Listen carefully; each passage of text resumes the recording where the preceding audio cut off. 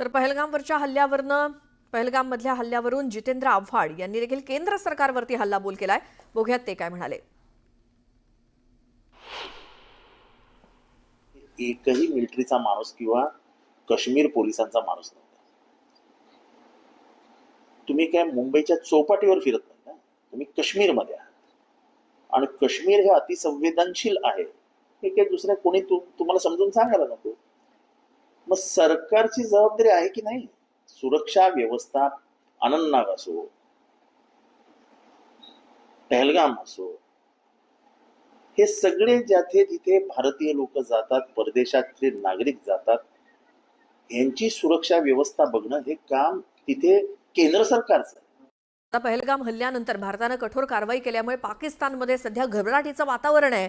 पहलगाम हल्ल्यानंतर भारताने कठोर कारवाई केली असल्यामुळे पाकिस्तानचे धाबे दणाणलेत। पाकिस्तानने लष्करासोबतच आता पाकिस्तानमधील दहशतवादी संघटनांमध्ये सुद्धा भीतीचं वातावरण आहे। जैशचे बहावलपूर इथलं मुख्यालय रिकामं करण्यात आलंय। केवळ 24 तासांच्या आतच मुख्यालयातील अनेक महत्त्वाच्या इमारतींमध्ये सामग्री हलवण्यात आली आहे। प्रमुख कमांडर्सना वेगवेगळ्या सुरक्षित स्थानी हलवण्यात आलंय।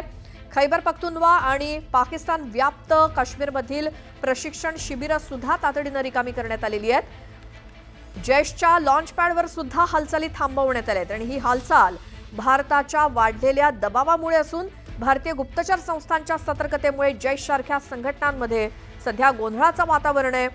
तसंच भारतीय सुरक्षा यंत्रणा देखील इतर सगळ्या घडामोडींवरती बारीक नजर ठेवून आहेत। अधिक माहिती या संदर्भातली घेऊयात। आमचे प्रतिनिधी प्रशांत लीला रामदास आपल्या सोबत आहेत। प्रशांत, भारताने घेतलेली ऍक्शन आणि ज्या पद्धतीने संताप आहे त्यावरनं आता पाकिस्तानची प्रचंड घाबरगुंडी उडालेली आहे। काय काय घटना? बरोबर आहे। खास करून जर बघितलं तर ज्या पद्धतीनं भारत सरकारच्या वतीनं कारवाई करायला सुरुवात झालेली आहे, आपल्याला माहित असेल की जम्मू काश्मीरच्या प्रत्येक ठिकाणी मोठ्या संख्येनं सैन्यदल तैनात करण्यात आलेलं आहे आणि ज्या दहशतवाद्यांनी ही घृणास्पद कारवाई केली होती, निष्पाक पर्यटकांचा जीव घेतला होता, त्यांना यमसदनी झाडण्यासाठी सर्व सैनिक सज्ज झाले। याच प्रकारे जैश ए मोहम्मदचे जे दहशतवादी आहे, या दहशतवाद्यांना ज्या पद्धतीनं यमसदनी झाडण्याचा प्रयत्न होतोय आणि त्याचमुळे ह्या भीतीने पाकिस्तानचे सैनिक तर भीतीग्रस्त आहेत, पण सोबत आता तिथले जे दहशतवादी आहे जे पीओकेमध्ये राहतात ते सुद्धा दहशतवादी भीतीग्रस्त झालेले आहे। त्यांची दानादान उडालेली आहे आणि खास करून जसं उल्लेख आपण केला बुरहानपूरचा, तिथलं मुख्यालय खाली करण्यात आलेलं आहे, तिथली सामग्री हलवण्यात आलेली आहे। सोबतच पीओकेमध्ये जे प्रशिक्षण शिबिर आहे ते देखील तिथून बदलवण्यात आलेले आहे। त्या प्रशिक्षण शिबिरामध्ये असलेल्या दहशतवाद्यांनी लपवण्यात आलेलं आहे। अशा प्रकारची कारवाई आहे। त्यामुळे पाकिस्तानचे सैनिक एकीकडे घाबरलेले आहे आणि दुसरीकडे जर बघितलं आपण महत्त्वाचं म्हणजे दहशतवादी देखील आणि त्यांचे शिबिर स्थळामध्ये असलेले कमांडर ते देखील घाबरलेले आहे। स्टुडिओ बिलकुल, आणि त्यामुळेच आता तिथं सुद्धा धावपळ सुरू झालेली आहे आणि सगळ्या ज्या चौक्या आहेत, सगळी त्यांची जी आश्रयस्थानं आहेत ती पटापट रिकामी केली जात आहेत, कारण भारतानं दमच तसा दिलेला आहे। दहशतवादी हल्ल्याचा सडेतोड बदला घेतला पाहिजे आणि दहशतवाद्यांना त्यांची जागा दाखवली पाहिजे, असं विधान उपमुख्यमंत्री अजित पवारांनी देखील केलं। उपमुख्यमंत्री अजित पवार आज पुणे दौऱ्यावरती आहेत। हिंदहृदय सम्राट बाळासाहेब ठाकरे आपला दवाखाना अंतर्गत नवीन 20 रुग्णालयांचं अजितदादांच्या हस्ते लोकार्पण करण्यात आलं। यावेळी जम्मू काश्मीरमध्ये मृत्युमुखी पडलेल्या सर्वांना त्यांनी श्रद्धांजली अर्पण केली। तर पंतप्रधानांनी काही निर्णय घेतले, तशा गोष्टी होता कामा नये, त्यांच्या डोक्याबंद हे सगळं आलं। त्यांना आपली भारतीय सेना सोडणार नाही याचा मला विश्वास आहे, असं देखील अजित पवार म्हणाले।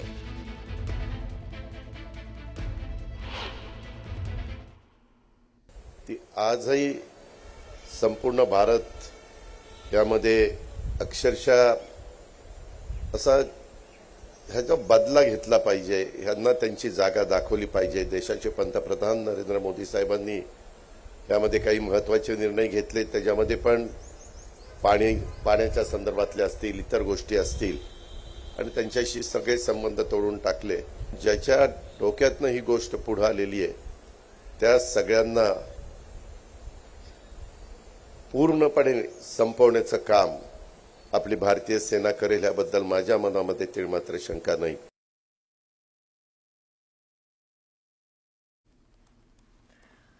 तर पहलगाममधल्या हल्ल्यावरून जितेंद्र आव्हाड यांनी देखील केंद्र सरकारवरती हल्लाबोल केलाय। बघूयात ते काय म्हणाले। एकही मिलिटरीचा माणूस किंवा काश्मीर पोलिसांचा माणूस नव्हता.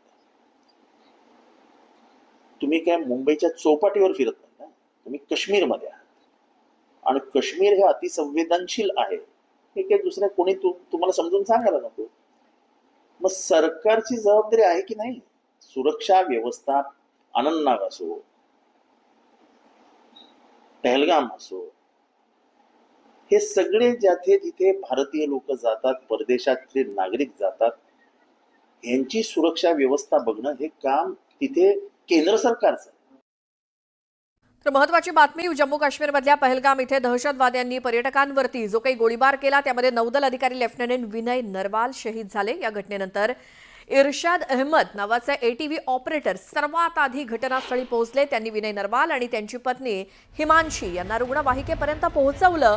विनय यांचा मृत्यू झाला याची इर्शादला जाणीव झालेली होती, पण त्यांनी हिमांशीला हे सत्य सांगितलं नाही. तिला दुःख होऊ नये म्हणून त्यांनी ही गोष्ट लपवून ठेवल्याचं सांगितलं. तर पहलगाम मधल्या हल्ल्याचा मन विदीर्ण करणारा हा फोटो समोर आला आणि लग्नानंतर हनीमूनसाठी जम्मू काश्मीरला आलेल्या जोडप्यापैकी पतीचा या गोळीबारात मृत्यू झाला आणि त्याच्या मृतदेहाशेजारी खिन्न अवस्थेत बसलेल्या पत्नीचा हा फोटो बरंच काही सांगणार आहे. इरशाद अहमद मेरा नाम है।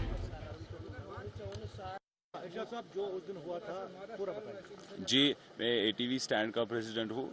हमें एक्चुअली कॉल मिली थी पुलिस स्टेशन से कि हमें बाइक्स की रिक्वायरमेंट है एंड सडनली मार्केट में पूरी अफरा तफरी फैल गई। हम डर गए। हम पहले तो हम बाइक्स लेके घर चले गए, उसके बाद फिर एसएचओ की कॉल आई कि नॉर्मल सिचुएशन नॉर्मल है, रेस्क्यू के लिए जाना है। फिर हमने सारी अपनी बाइकें उठा के हम पूरे उधर बाईसरन वैली की तरफ चल पड़े, क्योंकि वो नॉन मोटरेबल रोड है, वहाँ पे गाड़ी नहीं जा सकती, कोई भी गाड़ी नहीं गई। हम एटीवीज लेके गए थे। हम पिछले 2 दिन से जितने भी दिन वहाँ पे फोर्स के लिए गए थे, पुलिस को लेके गए थे, वो बॉडीज को रिकवर की। पहली डेड बॉडी मैंने उठाई थी, जो कपल था वो नेवी ऑफिसर, उनको मैं लेके आया था। ऑन द वे मैं रुका, मैंने उनकी पल्स चेक करी, बट वो डेड थे। मैंने उनकी जो वाइफ थी उनको झूठ बोला कि ये जिंदा है, आप टेंशन मत लीजिए, मैं इनको लेके जाऊंगा हॉस्पिटल। और जो ही मैं एम्बुलेंस के पास पहुंचा, उन्होंने उनको वहां से रिकवर करके उनको हॉस्पिटल लेके गए। कितने को अपने इंजर्ड थे रेस्क्यू किया? लगभग से हमने 4-5 को बाइक्स पे ही लेके आए। उसके बाद बाकी घोड़े वालों ने, बाकी सब ने पूरी मदद की इनको।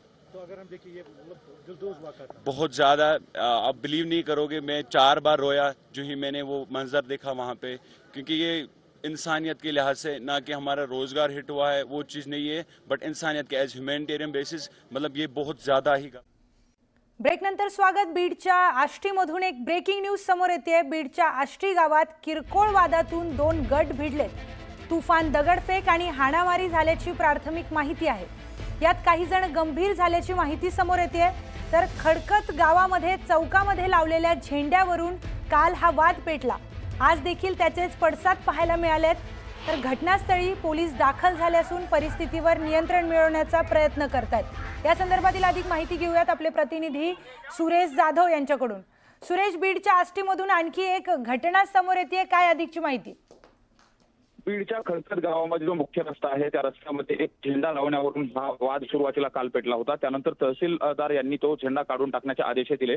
मात्र झेंडा काढल्यानंतर काल देखील झेंडा काढत असताना दगडफेकीची घटना घडली होती। आज पुन्हा तशाच पद्धतीनं तिथलचा जो 2 समाज आहे ते आक्रमक झाल्याने एकमेकांच्या विरोधात दगडफेक केली। यामध्ये काही जण जखमी देखील झाले आहेत, काही जणांच्या डोक्याला देखील खूप मोठ्या प्रमाणात मार लागलेला आहे। आता तिथं अपर पोलीस अधीक्षक सचिन पानकर यासह जी पोलिसांचे वरिष्ठ अधिकारी आहेत ते देखील त्या ठिकाणी पोहोचले आहेत। परिस्थितीवरती नियंत्रण मिळवण्याचा प्रयत्न केला जातो। मात्र संवेदनशील परिस्थिती त्या गावामध्ये आहे। किरकोळ वादामधून हा सगळा प्रकार घडलेला आहे। दगडफेकीची, तुफान दगडफेकीची देखील घटना घडल्या आहेत आणि आज सकाळी देखील त्याच पद्धतीची दगडफेकीची घटना घडल्याचं देखील सांगितलं जातं। मात्र आता पोलीस प्रशासन पोहोचल्यानंतर दोन्ही समाजाला शांतता कमिटीची बैठक देखील घेण्याच्या अनुषंगाने प्रयत्न केला जातोय। मात्र हा जो वाद आहे हा झेंड्याच्या लावण्यावरून सुरुवातीलाही झाल्याची देखील माहिती आहे। या प्रकरणात गुन्हे दाखल करण्याची देखील प्रक्रिया सुरू आहे। अद्यापपर्यंत पोलीस प्रशासनाने किती जणांच्या विरोधात गुन्हा दाखल केला याची काही माहिती समोर मिळू शकली नाही। मात्र ही गंभीर घटना आहे। या संदर्भात आता पोलिसांनी याची दखल घेतली। नक्कीच। तर बीड मधील खडकत गावामध्ये झेंड्या लावला या वादावरून तिथे दगडफेक झाल्याची घटना समोर आली आहे। धन्यवाद सुरेश, आपण दिलेल्या सविस्तर माहितीसाठी।